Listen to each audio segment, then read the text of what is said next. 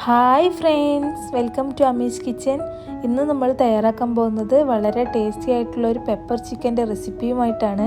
അപ്പോൾ നിങ്ങൾ ആദ്യമായിട്ടാണ് എൻ്റെ വീഡിയോ കാണുന്നതെങ്കിൽ പ്ലീസ് ഒന്ന് സബ്സ്ക്രൈബ് ചെയ്യണേ. അപ്പോൾ നമുക്ക് വീഡിയോയിലോട്ട് പോകാം. അപ്പോൾ നമ്മുടെ പെപ്പർ ചിക്കൻ തയ്യാറാക്കാൻ വേണ്ടിയിട്ട് ഞാനിവിടെ ഒരു പാൻ ചൂടാക്കാൻ വെച്ചിട്ടുണ്ട്. ചൂടായി കഴിയുമ്പോൾ നമുക്ക് അതിലോട്ടേക്ക് ഒരു 2 ടേബിൾ സ്പൂൺ കുരുമുളക് ചേർത്ത് കൊടുക്കാം. അതുപോലെ തന്നെ ഇനി ഇതിലേക്ക് വേണ്ടത് ഒരു 2 ടേബിൾ സ്പൂൺ മല്ലി കൂടിയാണ്, അതും കൂടി ചേർത്ത് കൊടുക്കുന്നുണ്ട്.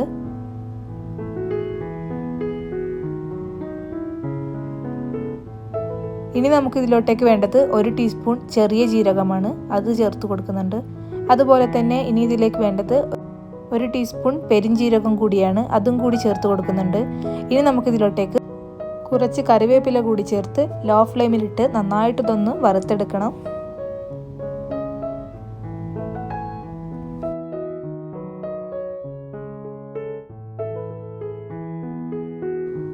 അപ്പോൾ ഞാനിവിടെ നന്നായിട്ട് തന്നെ വറുത്തെടുത്തിട്ടുണ്ട്. ഇനി നമുക്കിതൊന്ന് ഫൈനായിട്ടൊന്ന് പൊടിച്ചെടുക്കണം. അപ്പോൾ നമുക്ക് ഈ ഒരു മസാല മാത്രം മതി നമ്മുടെ പെപ്പർ ചിക്കൻ തയ്യാറാക്കാൻ വേണ്ടിയിട്ട്.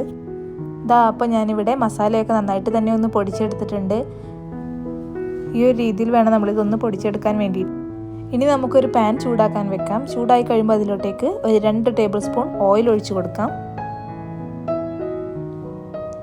ഇനി ഈ ഓയിൽ നന്നായിട്ട് ചൂടായി കഴിയുമ്പോൾ നമുക്കതിലോട്ടേക്ക് സ്പൈസസ് ചേർത്ത് കൊടുക്കാം.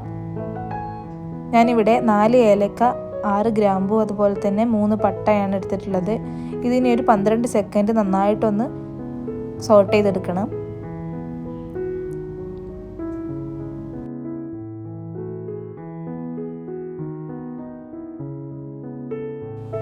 ഇനി നമുക്കിതിലോട്ടേക്ക് ഒരു 2 മീഡിയം സൈസിലുള്ള സവാള ഇതുപോലെ ചെറുതായി അരിഞ്ഞത് ചേർത്ത് കൊടുക്കാം. എന്നിട്ട് ഇത് നന്നായിട്ടൊന്ന് വഴറ്റിയെടുക്കണം. ലോ ഫ്ലെയിമിലിട്ടിട്ട് വേണം ഇതൊന്ന് വഴറ്റിയെടുക്കാൻ വേണ്ടിയിട്ട്. ഇനി ഇതിലോട്ടേക്ക് 1 ടീസ്പൂൺ ഉപ്പും അതുപോലെ തന്നെ ഒരു 2 ടീസ്പൂൺ ഇഞ്ചി വെളുത്തുള്ളി പേസ്റ്റ് കൂടി ചേർത്ത് നന്നായിട്ടൊന്ന് വഴറ്റിയെടുക്കണം. ഇതിൻ്റെ റോ ഫ്ലേവറൊക്കെ ഒന്ന് മാറുന്നത് വരെ വേണം നമ്മളിതൊന്ന് വഴറ്റിയെടുക്കാൻ വേണ്ടിയിട്ട്.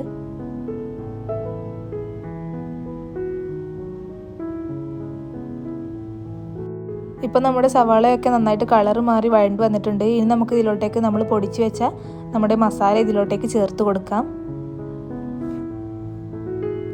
ഇനി ഇതെല്ലാം കൂടി നന്നായിട്ട് തന്നെ ഒന്ന് മിക്സ് ചെയ്തെടുക്കണം. ലോ ഫ്ലെയിമിൽ വെച്ചിട്ട് വേണം ഇതൊന്ന് മിക്സ് ചെയ്തെടുക്കാൻ.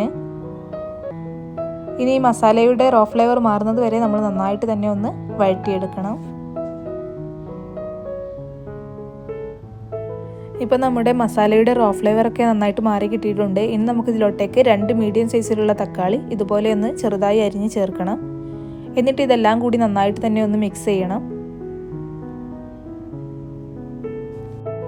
ഇനി ഈ തക്കാളി ഒന്ന് നന്നായിട്ട് വഴണ്ട് കിട്ടണം. എന്നിട്ട് ഇതിൽ നിന്നുള്ള എണ്ണ തെളിഞ്ഞു വരുന്നത് വരെ നമ്മൾ നന്നായിട്ട് തന്നെ ഇതൊന്ന് വഴറ്റിയെടുക്കണം. അപ്പോൾ നമ്മുടെ തക്കാളിയൊക്കെ നന്നായിട്ട് വഴണ്ട് അതിൽ നിന്നുള്ള എണ്ണ തെളിഞ്ഞു വന്നിട്ടുണ്ട്. അപ്പോൾ ഇനി നമുക്ക് ഇതിലോട്ടേക്ക് നമ്മൾ കഴുകി വൃത്തിയാക്കി വെച്ച ചിക്കൻ ഇതിലോട്ടേക്ക് ചേർത്ത് കൊടുക്കാം. ഇനി നമുക്കിതെല്ലാം കൂടി നന്നായിട്ടൊന്ന് മിക്സ് ചെയ്തെടുക്കണം. നമ്മുടെ ഈ മസാലയൊക്കെ ചിക്കനിൽ പിടിക്കുന്നത് വരെ വേണം നമ്മളിതൊന്ന് മിക്സ് ചെയ്തെടുക്കാൻ വേണ്ടിയിട്ട്. ആദ്യം ഹൈ ഫ്ലെയിമിലിട്ട് ഇതെല്ലാം കൂടി ഒന്ന് മിക്സ് ആക്കി എടുക്കണം. എന്നിട്ട് ലോ ഫ്ലെയിമിലേക്ക് വെക്കണം.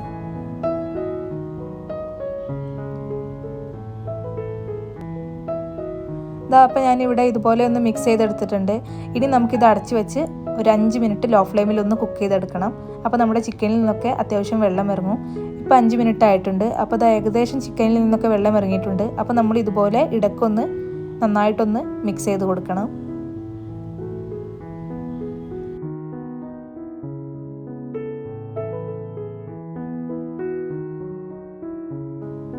ഇപ്പോൾ ഇത് നന്നായിട്ട് മിക്സ് ചെയ്തിട്ടുണ്ട്. ഇനി നമ്മൾ വീണ്ടും അടച്ചു വെച്ച് ഒരു 5 മിനിറ്റ് കൂടി കുക്ക് ചെയ്തെടുക്കണം.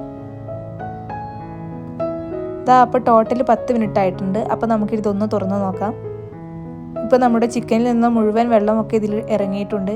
ഇനി നമുക്കിതൊന്ന് നന്നായിട്ടൊന്ന് വറ്റിച്ചെടുക്കണം. അതുവരെ നമ്മളിതൊന്ന് ഹൈ ഫ്ലെയിമിലിട്ട് നന്നായിട്ടൊന്ന് മിക്സ് ചെയ്ത് കൊടുക്കാം.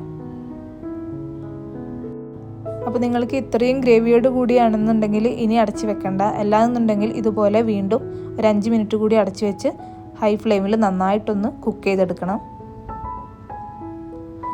അപ്പോൾ നമ്മുടെ പെപ്പർ ചിക്കൻ ഇവിടെ റെഡി ആയിട്ടുണ്ട്. ഇനി നമുക്ക് ഇതിലോട്ടേക്ക് അല്പം മല്ലിയില കൂടി ചേർത്ത് കൊടുക്കാം.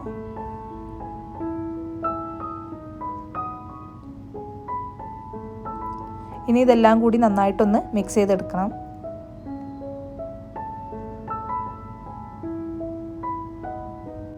അപ്പോൾ നിങ്ങളെല്ലാവരും വീട്ടിൽ ഈ പെപ്പർ ചിക്കൻ ഒന്ന് തയ്യാറാക്കി നോക്കി നിങ്ങളുടെ കമൻറ്റും ഫീഡ്ബാക്കൊക്കെ മറക്കാതെ തന്നെ അറിയിക്കണം.